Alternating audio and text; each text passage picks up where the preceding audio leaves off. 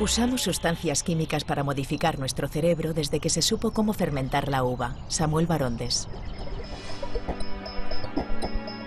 Una de cada 100 personas sufre una depresión grave en su vida.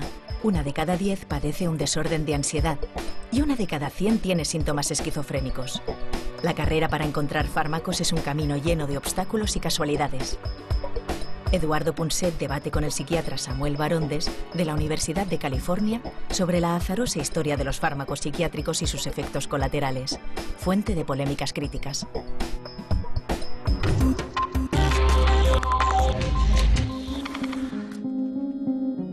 Al comienzo de la década de los años 60, tuvimos la suerte de descubrir que algunas píldoras podían suprimir las alucinaciones cuando uno las tenía y otro tipo de enfermedades mentales. Y bueno, ya se creó un gran alborozo y el hecho es que desde entonces más de 100 millones de personas viven con pastillas, con fármacos mentales, Sam. ¿Y estaba justificado todo aquel entusiasmo? Sí, lo estaba. sí, en el sentido de que es muy prometedor. Y en muchos casos, los fármacos que han llegado en los últimos 50 años realmente han ayudado muchísimo a la gente. Pero desgraciadamente todos tienen sus limitaciones. Porque básicamente hacen más cosas de las que se esperan, ¿no? ¿Cómo qué, por ejemplo? Bueno, uno tiene que entender que el objetivo es el cerebro. Y el cerebro es sumamente complicado.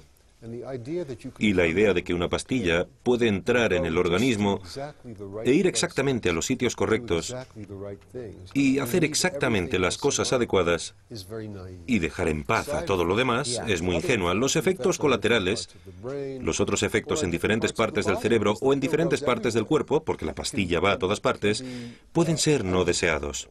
Y otra cosa que hay que tener clara es que no todas las personas son iguales. Entonces, cuando yo me tomo la misma pastilla y te la doy a ti, es posible que no tenga exactamente los mismos efectos. Y lo olvidamos eso. Efectivamente. Con la aspirina, por ejemplo. La aspirina es un ejemplo magnífico del hecho de que los fármacos afectan a las personas de maneras distintas. Algunas personas son muy sensibles a sus efectos en el estómago, por ejemplo, y pueden acabar teniendo úlceras. El título de uno de tus libros es Mejor que Prozac. Sí. Hablemos del Prozac, por ejemplo. Sí. Que ha tenido muchísimo éxito, ¿no? Sí, es un fármaco sumamente exitoso. Con el Prozac ocurre exactamente lo mismo. Excepto que en el Prozac el problema adicional es que actúa en el cerebro, que es la parte más compleja del cuerpo. Entonces, respecto a qué efectos no deseados tiene, bueno, el efecto no deseado más habitual del que la gente realmente se queja es la disfunción sexual.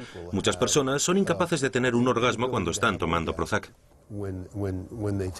Cuando están habituados al Prozac. Pero otro efecto es que hace que algunas personas se vuelvan demasiado indiferentes. Quiero decir que lo que hace es que reduce sus temores, pero su impulso, su motivación, su deseo de hacer cosas disminuye como consecuencia de tomar este fármaco. Y también puede afectar a la claridad de sus pensamientos. Algunas personas no pueden pensar y concentrarse con tanta claridad. Ahora bien, todo esto es variable. Conozco personalmente a personas que toman Prozac y creo que es lo mejor que les ha pasado. Pero cuando uno lee tus libros y ve las estadísticas y la administración de los fármacos, Sí. a lo largo de la historia reciente, a veces uno se queda aterrado ante los efectos negativos de medicamentos que realmente no han sido probados. Sí. Ha habido muchísimos fármacos que tras años de utilización tuvisteis que decidir retirarlos del mercado, ¿no? Sí. Bueno, vamos a ver, hay algunos ejemplos muy buenos. Y un ejemplo tiene que ver exactamente con la aspirina, de la que estábamos hablando antes. Ahora sabemos que la aspirina tiene efectos en dos enzimas distintas del cuerpo, llamadas COX-1 y COX-2. Bien, hace unos años se descubrió que los efectos deseables de la aspirina sobre las inflamaciones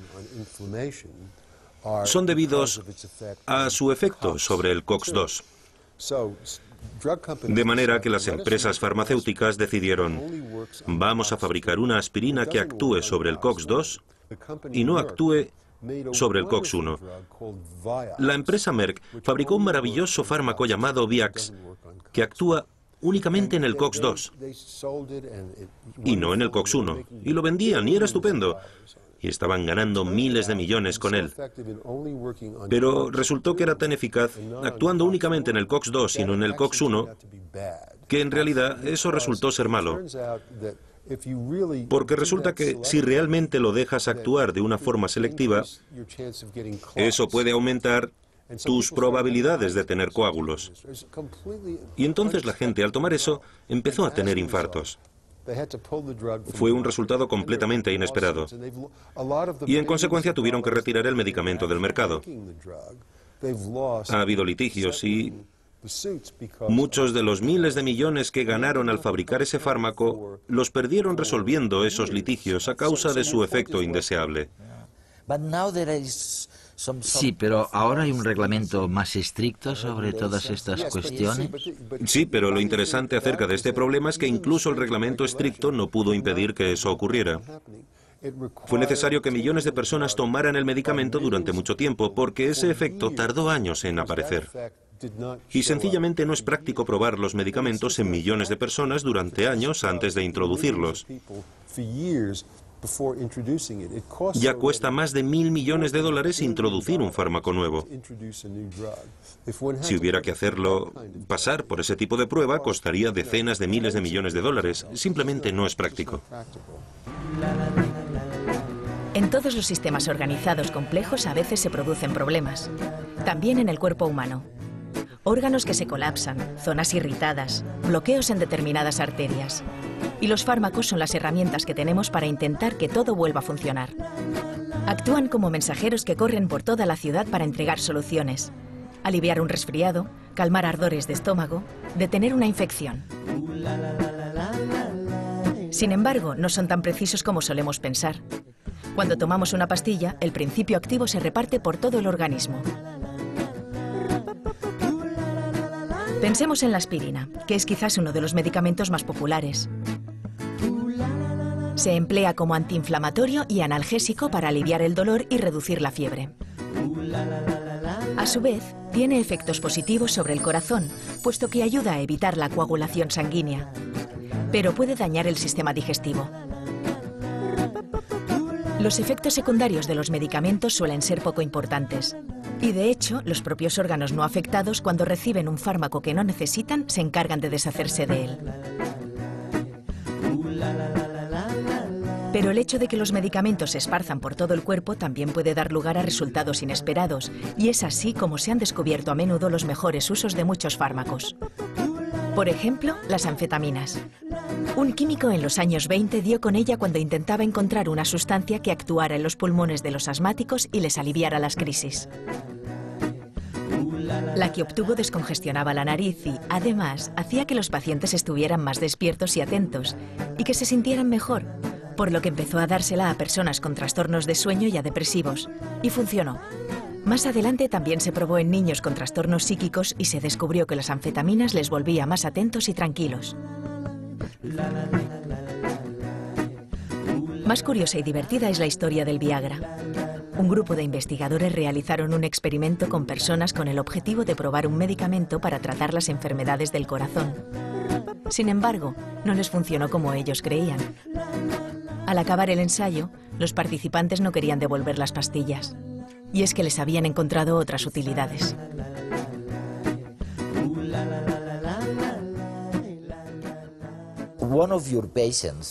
Una de tus pacientes, ¿Sí? Clara, creo que es su nombre, tuvo la tentación de dejar de lado todos los medicamentos. Sí. Lo que quería era probar la terapia cognitiva. Clara probó la terapia cognitiva antes de probar el Prozac. Mucho antes. En su caso particular, Así es. sí, pero en realidad la terapia cognitiva es una herramienta sumamente útil para la depresión. Y de hecho, algunos estudios muestran que puede ser tan eficaz como el Prozac. Y en algunas personas, más eficaz que el Prozac. A algunos médicos les gusta usar ambas cosas. Y a veces la combinación puede ser incluso más eficaz que una cosa o la otra.